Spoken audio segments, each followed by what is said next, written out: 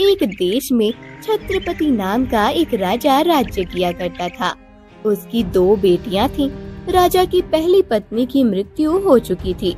उसने दूसरी शादी की थी और दूसरी रानी का अपनी सौतेली बेटियों के साथ व्यवहार बहुत ही बुरा था।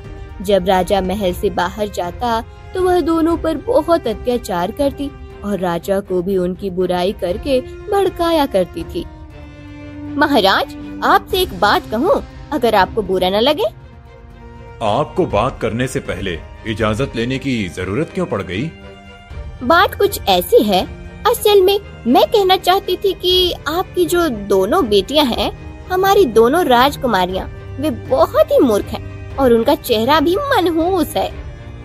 रानी, ये आप राजकुमारियों के बारे में कैसी बातें कर रही हैं? आपको उनके बारे में ऐसे शब्द नहीं बोलने चाहिए। अरे, मैं तो सही कह रही हूँ, इसमें गलत क्या है? आप चाहे तो उनकी परीक्षा ले लें, आपको खुद पता चल जाएगा कि आपकी राजकुमारियां मूर्ख हैं या नहीं। और जहाँ तक उनकी मनहूस शक्ल की बात है, ये तो सारे लोग कहते हैं। जब से वो आपके जीवन में आई हैं, तब से एक के बाद एक समस्याएं ही आ रही हैं। कभी कोई बीमार पड़ जाता है, कभी युद्ध छिड़ जाता है, तो कभी कोई और मुसीबत। राजा को रानी की बात पर बहुत गुस्सा आया, मगर उन्होंने अपने गुस्से को पी लिया। जो भी हो, आपको राजकुमारियों के बारे में कुछ ऐसा कहने से पहले सोच समझकर बोलना चाहिए। मुझे अपनी बेटियों से बहुत प्रेम है। रानी को पूरा भरोसा था कि राजा उसकी बातों में आ जाएंगे। वह चाहती थी कि दोनों राजकुमारियों को महल से निकाल दिया जाए और उसका बेटा ही पूरा राज्य संभाले। सब उसी से प्रेम करे, उसी की सेवा करे। मगर राजा ने उसकी बात को कोई महत्व नहीं दिया। हो सकता है रानी की बात में कुछ सच्चाई हो। मुझे अपनी बेटियों की परीक्षा जरूर लेनी चाहिए। देखना चाहिए कि क्या वे समस्याओं को सुलझा सकती हैं या नहीं। राजा ने दोनों राजकुमारियों को अपने पास बुलाया और उनसे सवालात करने लगे। छोटी राजकुमारी रूपा के पास उसकी एक बिल्ली थी, जिसे वह बचपन से अपने पास रखती थी। उसका नाम मीनू था। मुझे बताओ राजकुमारी रूपा, कि तुम्हें इस धरती पर सबसे पहले क्या पसंद है? मुझे तो मेरी मीनू सबसे ज्यादा पसंद है। अच्छा, मीनू से ज्यादा किससे प्रेम करती हो? मीनू से भी ज्यादा अब आपसे पिताजी, आपसे ज्यादा मुझे कोई अच्छा नहीं लगता। और तुम बताओ राजकुमारी चंद्रमुखी, तुम्हें दुनिया में सबसे ज्यादा कौन पसंद है? मुझे भी सबसे ज्यादा आप ही पसंद है। चंद्रमुखी समझदार है और रूपा से बड़ी भी है। मैं बाकी की परीक्षा उससे ही लेता हूँ। अच्छा, ये बताओ कि मैं तुम्हें कितना पसंद हूँ? पिताजी, आप मुझे इतने ही प्यारे हैं जितना खाने के स्वाद को नमक से होता है। इतना कहकर चंद्रमुखी जोर से हंस पड़ी। तभी रानी भी कमरे में आ गई। मैंने कहा था ना, आपकी बेटी मूर्ख है। देख लीजिए, उसने आपको किस चीज से तुलना दी? नमक, जो सबसे सस्ती चीज है, थोड़े से पैसों में मिल जाता है। अपने ही पिता को उसने नमक कहा। चंद्रमुखी, मुझे तुम्हारी ये बात बहुत बुरी लगी। मैंने कभी नहीं सोचा था कि तुम इतनी नासमझ हो। तुम्हें ये भी नहीं समझ कि किससे कैसे बात करनी चाहिए। पिताजी, ऐसी बात नहीं है। आपने मेरी बात का मतलब गलत समझा। मैं बस कहना, तुम जो कहना चाहती थी कह चुकी। अपने पिता का अपमान कर चुकी। आज तक किसी की हिम्मत नहीं हुई राजा के सामने ऐसा कहने की, लेकिन तुमने कर दिया। राजकुमारी चंद्रमुखी अपने पिता और सौतेली माँ की बातों से रोने लगी थी। उसकी बात का मतलब वो नहीं था जो उन्होंने समझा था। इसके बाद राजा ने चंद्रमुखी से दोबारा बात तक नहीं की। कुछ दिन बीते और एक दिन राजा रानी के पास आए। मैं दूसरे राज्य में जा रहा हूँ, वहाँ के राजा से कुछ बात करनी है। मैं चाहता हूँ कि राजकुमारी चंद्रमुखी का विवाह राजकुमार महेंद्र सिंह से कर दूं। इसी कारण मैं महल छोड़कर वहाँ जा रहा हूँ। आप जानती ही हैं कि वहाँ का राजा खुद नहीं आ सकता, इसीलिए मुझे ही वहाँ जाना पड़ रहा है। अरे, इस चंद्रमुखी की शादी महेंद्र सिंह जैसे राजकुमार से होगी। ऐसा मैं कभी नहीं होने दूंगी। नहीं, राजकुमारी की शादी महेंद्र सिंह से नहीं हो सकती। मुझे कुछ सोचना होगा। मगर राजा किसी भी हाल में रानी की बात सुनने को तैयार नहीं थे। उनका मन अब राजकुमारी से आघात हो चुका था। वह जल्द से जल्द उसका विवाह कर उसे अपनी आंखों से दूर करना चाहते थे और फिर राजा दूसरे राज्य के लिए रवाना हो गए। इधर रानी राजकुमारियों से छुटकारा पाने की साजिश करने लगती है। राजकुमारियों से आकर कहने लगी, राजा मुझे ये कहकर गए हैं कि मैं तुम लोगों को जंगल में लेकर जाऊं और शिकार, तीरंदाजी, फूल चुनने की कुछ कलाएं सिखा दूं। आखिर राजकुमारी चंद्रमुखी की इतने बड़े घराने में विवाह हो रहा है तो कुछ तो कलाएं आनी चाहिए। रानी की बात मान राजकुमारी चंद्रमुखी और राजकुमारी रूपा रानी सा के साथ जंगल जाती हैं। रानी सा दोनों को अलग अलग दिशा में शिकार करने बोलती हैं। शिकार सिखाते वक्त चंद्रमुखी को जंगल के अंदर की ओर लेते चली जाती है और फिर बड़ी चालाकी से दोनों को शिकार में उलझाकर खुद रथ में बैठकर तेजी से फरार हो जाती है। इधर रूपा काफी देर तक जंगल में घूमती फिर रही थी, मगर ना तो उसे रानी दोबारा नजर आई और न ही सैनिक, जिस कारण राजकुमारी रूपा अपनी बिल्ली को गोद में लेकर फूट फूट कर रोने लगी। मीनू, मैं क्या करूं? अब हम क्या करें? हमें तो महल का रास्ता भी नहीं पता। मैं ये भी नहीं जानती कि महल से कितनी दूर हूँ मैं। क्या करूं मैं? मेरी दीदी भी नहीं मिल रही। इधर रूपा का रो रो कर बुरा हाल हो रहा था, तो वहीं चंद्रमुखी भी काफी परेशान थी। वहीं पर रानी सा जश्न में डूबी हुई थी। आज मेरी जिंदगी की सबसे बड़ी समस्या हल हो गई है। ये दोनों कांटे मेरे जीवन से निकल गए हैं। अब मैं राजा और अपने बेटे राजकुमार वीर के साथ इस महल में राज करूंगी। मगर जब रानी महल में आई तो यह देखकर वह बुरी तरह चौंक गई, क्योंकि राजा उनके सामने था। राजा बहुत खुश लग रहे थे। रानी, मैं राजकुमारी चंद्रमुखी के विवाह की तारीख रख चुका हूँ। मगर राजकुमारी तो महल में नहीं है। क्या मतलब? कहाँ है राजकुमारी? और आप इस वक्त कहाँ से आ रही हैं? मैंने तो सुना था कि आप दोनों राजकुमारियों को अपने साथ ले जा रही थी।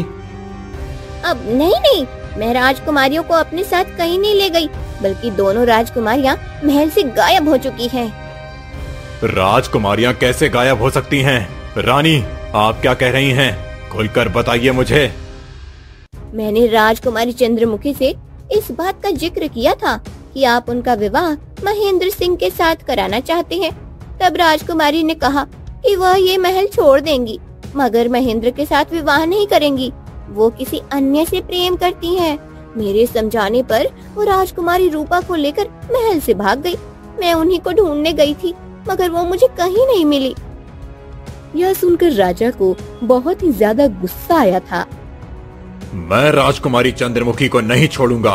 राजकुमारी रूपा को भी सजा दूंगा कि उसने अपनी बहन का साथ क्यों दिया।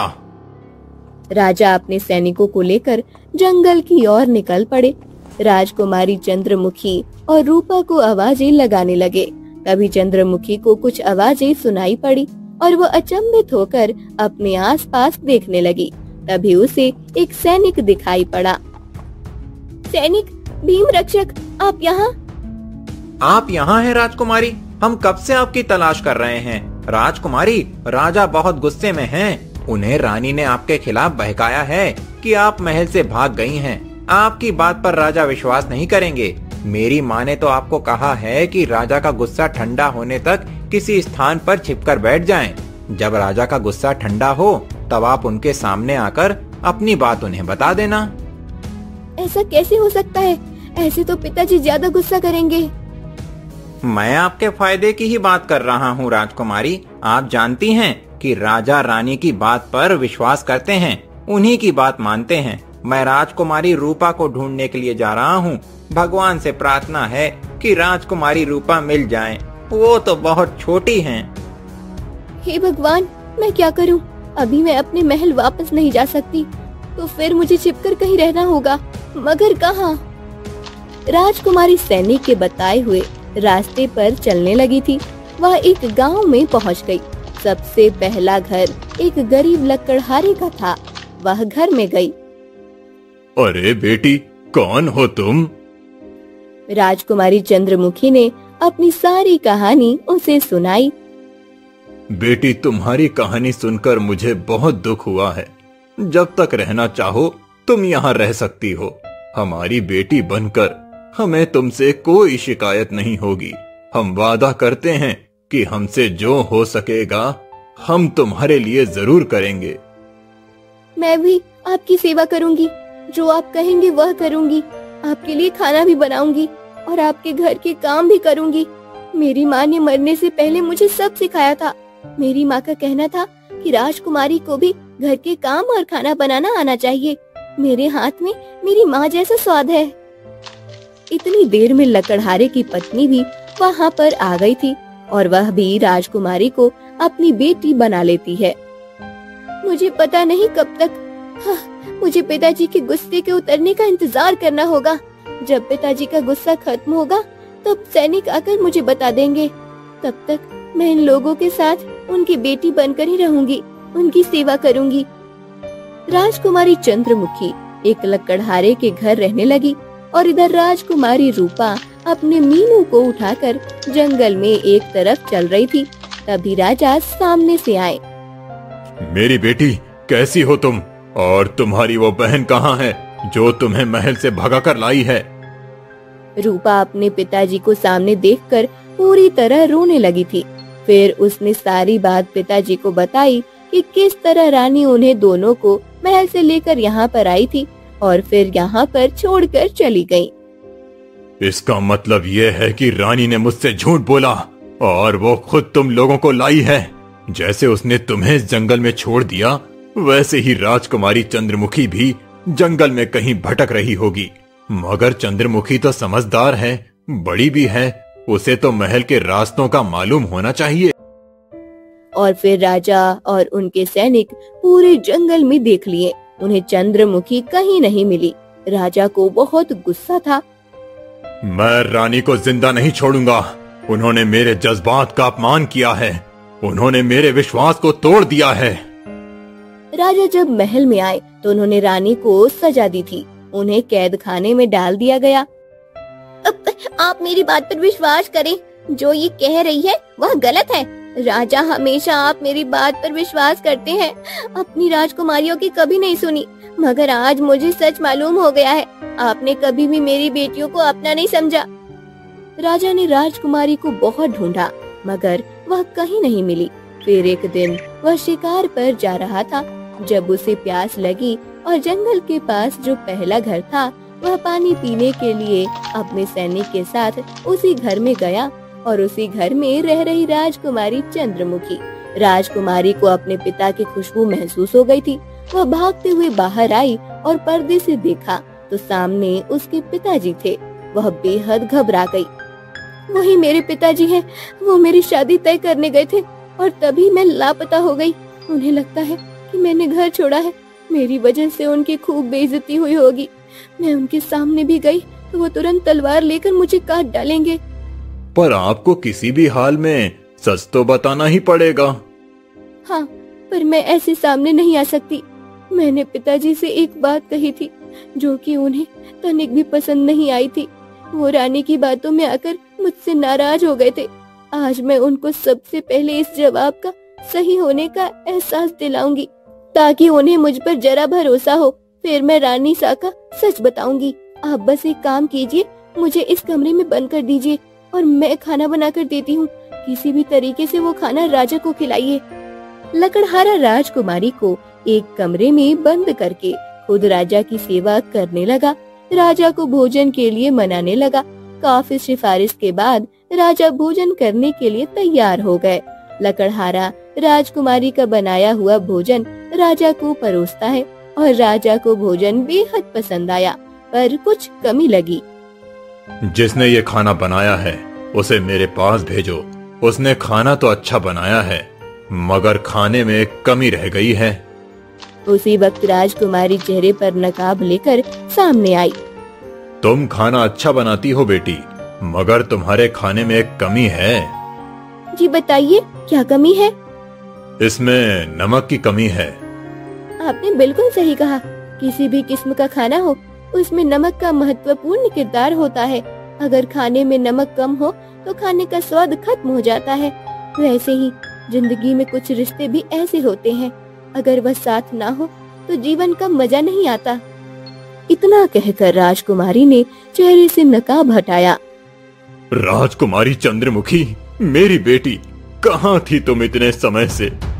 राजकुमारी राजा के गले से लग गई और फिर रोते हुए सारी बात बताई कि किस तरह रानी उसे जंगल में छोड़कर गई थी, और फिर उस सैनिक की बात। वह सैनिक भी रानी के साथ मिला हुआ था और यह सब कहने को उसे रानी ने ही कहा था।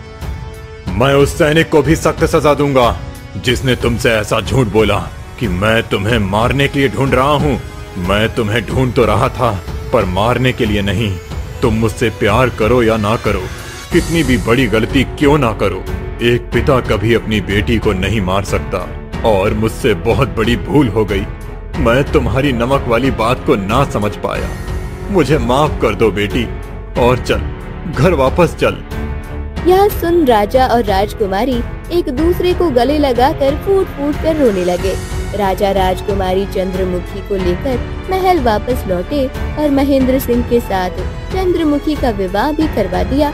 रानी और सैनिक को कड़ी सजा भी दी।